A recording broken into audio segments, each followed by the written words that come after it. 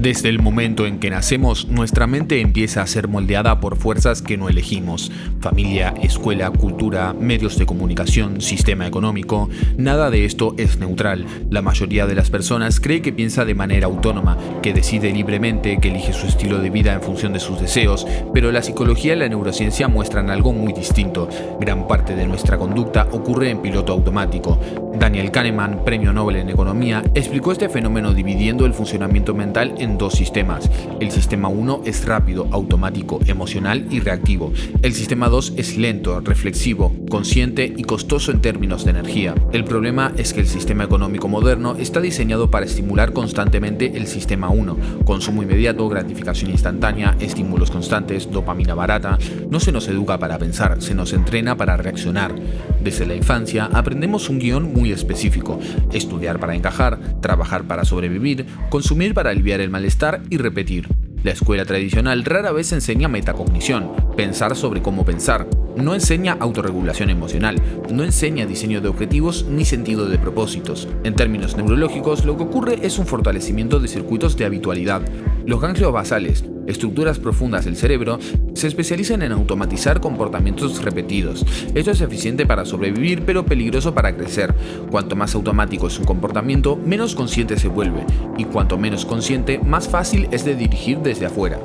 El sistema económico no necesita individuos críticos, necesita consumidores previsibles. Personas cansadas que compren alivio, personas ansiosas que compren seguridad, personas vacías que compren identidad. Esto no es una teoría conspirativa, es psicología del comportamiento aplicada al mercado. La publicidad, las redes sociales, las plataformas digitales están diseñadas a partir de investigaciones en neurociencia, psicología cognitiva y psiquiatría. Saben cómo captar atención, saben cómo generar hábito, cómo explotar la aversión a la pérdida y la necesidad de pertenencia. El resultado es una mente constantemente ocupada pero raramente dirigida. Vivimos ocupados pero no enfocados, informados pero no transformados, entretenidos pero no realizados. Este es el verdadero problema, no es que el sistema exista, sino que opere sin resistencia interna. Desde la psicología clínica se habla de external locus of control, la creencia de que nuestra vida depende fundamentalmente de fuerzas externas. Este tipo de mentalidad está asociada a mayor ansiedad, depresión y sensación de impotencia. Cuando una persona vive en piloto automático, siente que la vida le pasa, que trabaja para pagar cuentas, que espera el fin de semana, que posterga su deseo de crear para algún futuro indefinido. En este punto aparece una distinción clave para este videoensayo: consumidor versus creador. Ambos existen dentro del sistema, ambos lo sostienen, pero lo hacen desde lugares psicológicos completamente distintos. El consumidor busca alivio inmediato, el creador tolera incomodidad presente para construir algo futuro. El consumidor reacciona, el creador diseña. El consumidor funciona principalmente desde el sistema 1, el creador entrena el sistema 2. Reprogramar la mente hacia el éxito no significa salir del sistema, eso es una fantasía infantil.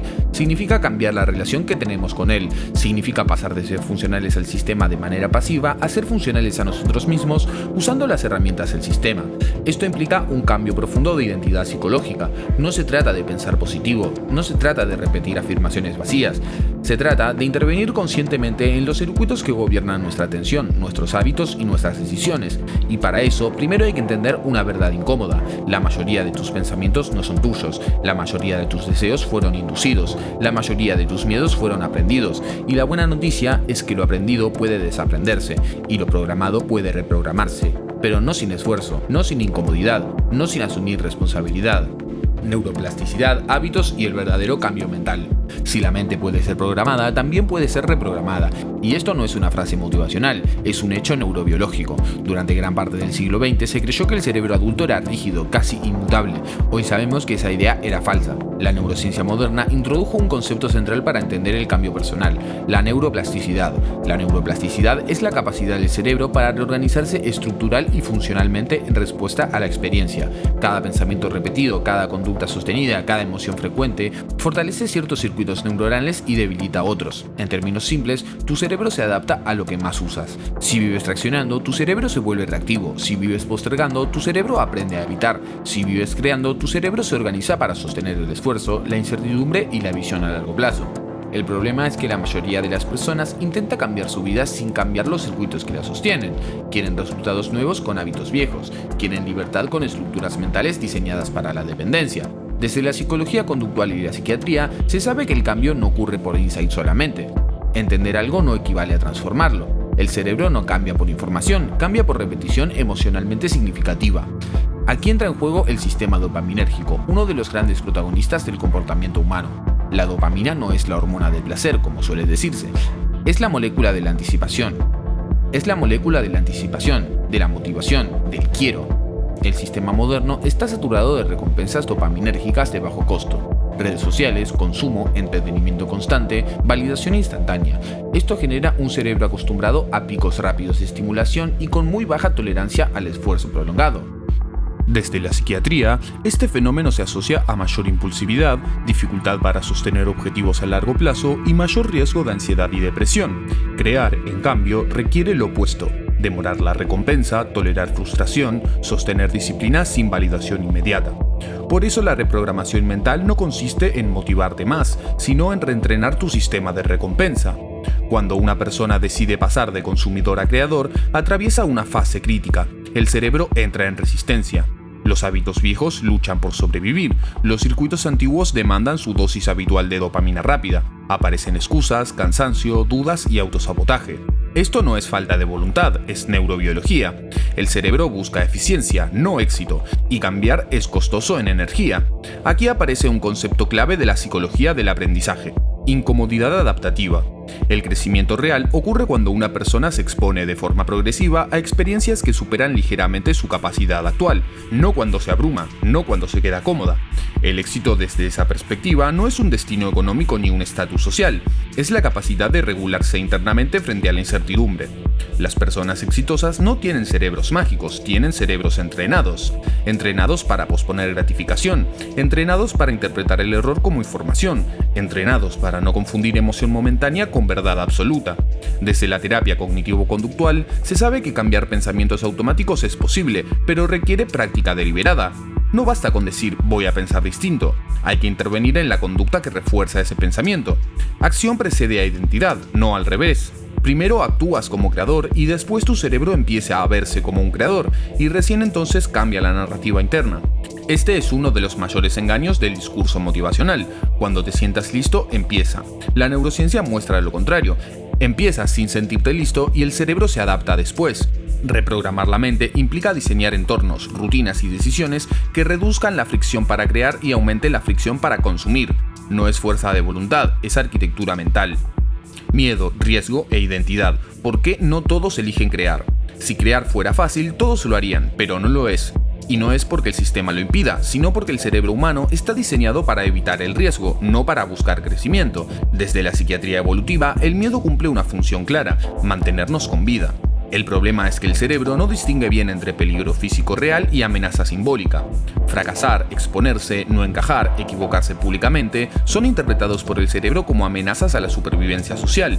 Y para una especie gregaria como la nuestra, quedar afuera del grupo siempre fue sinónimo de muerte. Por eso, cuando una persona intenta salir del camino tradicional, aparecen respuestas emocionales intensas: ansiedad, culpa, miedo y vergüenza. No porque estés haciendo algo mal, sino porque estás rompiendo un guión aprendido. El sistema tradicional ofrece algo muy valioso para el cerebro: previsibilidad. Ingresos relativamente estables, roles claros, responsabilidad fragmentada. Desde la psicología, esto reduce la carga cognitiva. No hay que decidir tanto, no hay que enfrentarse constantemente a la incertidumbre. Crear, en cambio, exige lo contrario: tomar decisiones sin garantías, asumir consecuencias completas y convivir con la ambigüedad. Esto explica por qué no todas las personas están preparadas para ser su propio jefe, no por falta de inteligencia, sino por estructura psicológica. Estudios sobre aversión al riesgo muestran que las personas difieren significativamente en su tolerancia a la incertidumbre. Algunos necesitan marcos claros y estables para funcionar bien. Otras pueden sostener periodos largos de inseguridad sin colapsar emocionalmente. Ninguna es mejor que la otra, son configuraciones distintas. El problema aparece cuando se vende una única narrativa de éxito, ignorando estas diferencias individuales. Muchos discursos de desarrollo personal presentan el emprendimiento y la autonomía como soluciones universales. Pero desde la psicología clínica sabemos que empujar a alguien a un entorno para el que no está preparado puede generar ansiedad crónica, burnout y depresión. Reprogramar la mente hacia el éxito no significa forzarse a una vida que no se puede sostener, significa elegir conscientemente el rol que uno quiere ocupar. Consumidor o creador no son etiquetas morales, son posiciones psicológicas. El consumidor delega dirección a cambio de seguridad, y el creador asume incertidumbre a cambio de autonomía. Ambas favorecen al sistema. La diferencia es quién define el rumbo. Aquí aparece un punto central: la identidad.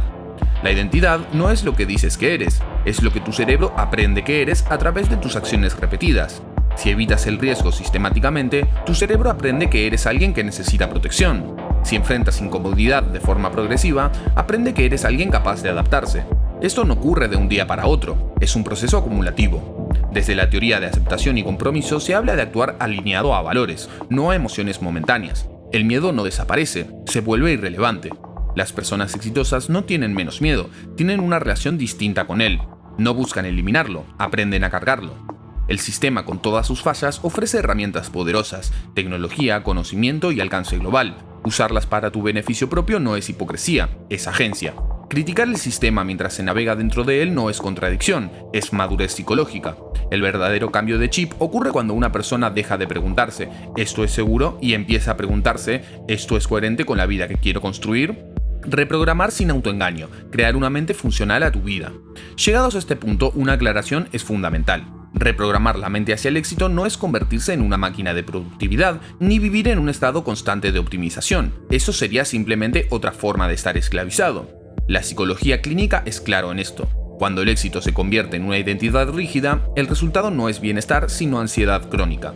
Por eso el objetivo real de la reprogramación mental no es ganar más o hacer más, sino recuperar la dirección interna. Desde la psiquiatría contemporánea, especialmente en modelos integrativos, se entiende el bienestar como la capacidad de una persona para sostener coherencia entre valores, conducta y entorno. El problema del piloto automático no es que nos haga consumidores, sino que nos vuelva inconscientes de por qué hacemos lo que hacemos. Reprogramar la mente implica 3 niveles simultáneos. El primero es atencional. A donde va tu atención, va tu energía. La atención es un recurso finito y el sistema compite ferozmente por capturarla. Estudios en neurociencia muestran que entrenar la atención, por ejemplo, mediante prácticas de mindfulness o concentración deliberada, modifica la actividad de la corteza prefrontal, mejorando la regulación emocional y la toma de decisiones. No se trata de meditar para sentirse bien, sino para recuperar control cognitivo. El segundo nivel es conductual.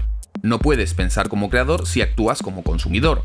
La reprogramación ocurre cuando diseñas pequeñas acciones diarias alineadas con creación, aprender una habilidad, producir algo propio o resolver problemas reales. No grandes gestos, sino sistemas sostenibles. La psiquiatría conductual muestra que la identidad se consolida a través de la repetición, no de la intención. El tercer nivel es narrativo, la historia que te cuenta sobre quién eres y cómo funciona el mundo. Muchas personas viven atrapadas en narrativas heredadas. Yo no sirvo para esto, el sistema está en mi contra, los otros tienen suerte. Desde la terapia cognitiva se sabe que estas narrativas no son verdades, sino modelos explicativos que pueden actualizarse, no negando la realidad, sino complejizándola. El sistema tiene fallas estructurales, sí, pero también ofrece oportunidades sin precedentes. La diferencia está en si tu mente fue entrenada para verlas o para evitarlas. Aquí aparece una verdad incómoda que casi nadie dice. No todo el mundo quiere realmente reprogramarse, porque reprogramarse implica perder excusas, implica asumir responsabilidad sin garantías, implica aceptar que incluso dentro de un sistema imperfecto siempre hay un margen de elección, y eso asusta. El éxito, entendido desde la ciencia psicológica, no es control externo, es autorregulación interna. Es poder decidir cuándo consumir y cuándo crear, cuándo adaptarse y cuándo resistir, cuándo jugar el juego y cuándo cambiar las reglas. No hay una forma correcta de vivir, hay formas inconscientes y formas conscientes.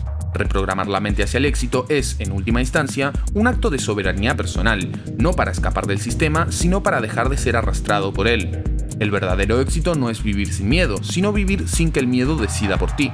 No es tener certeza, sino aprender a moverte dentro de la incertidumbre.